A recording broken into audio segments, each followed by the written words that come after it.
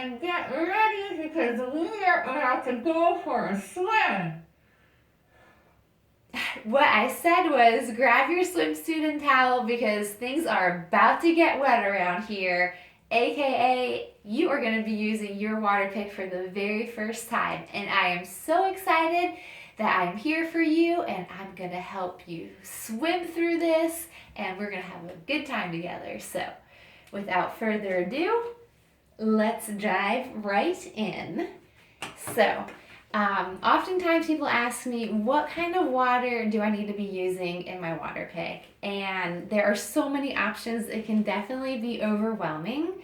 If you live in a city, you have city water. City water is treated to be safe, and the pH of city water is usually around neutral, which is good. You may live out in the country and be on well water, and if that's the case, the best thing is just to send your water out to get tested.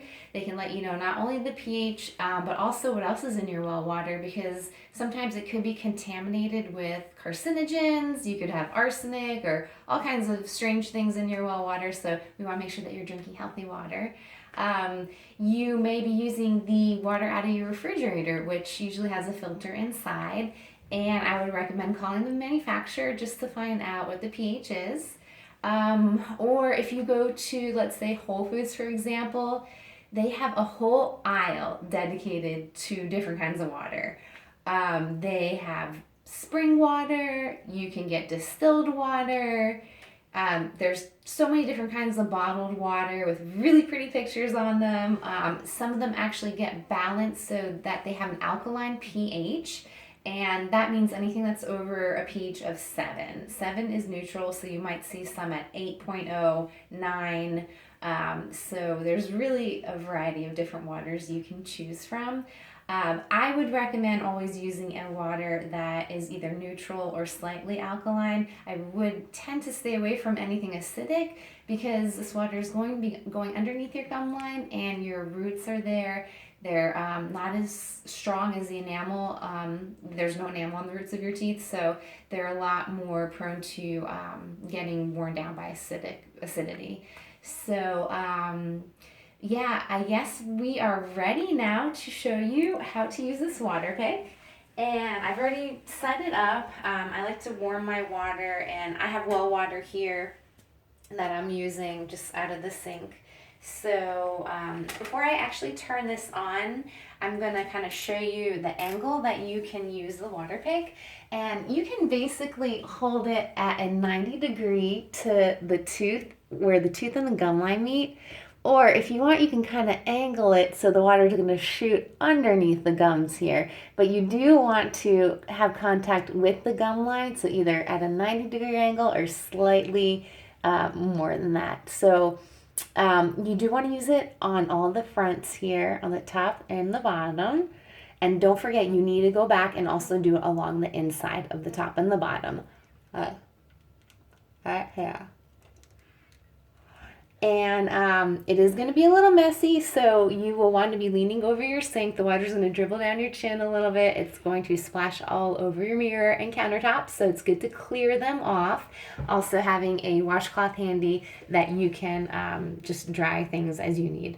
So without further ado, we'll go ahead and turn this on, and I will show you. Now it's a little bit noisy, but I'm going to actually turn it on and then put it in my mouth and then turn this on button, and then we'll get started.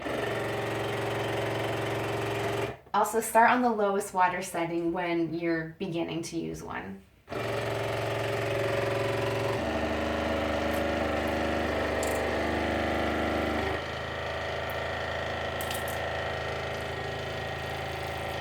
As you can see, the sink and mirror is getting splashed with water.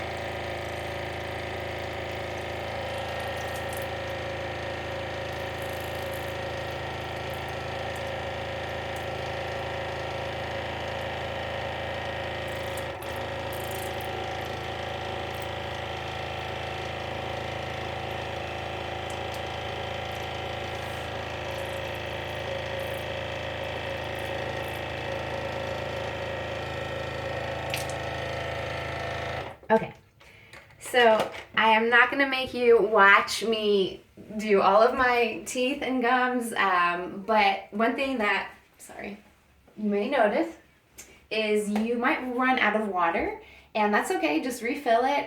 Sometimes I spend about 2 minutes doing the water pick, and if I do have the pressure a little bit higher, the pump's running a little faster, so the water's going to evacuate out of the water chamber faster. So you just kind of play it by ear.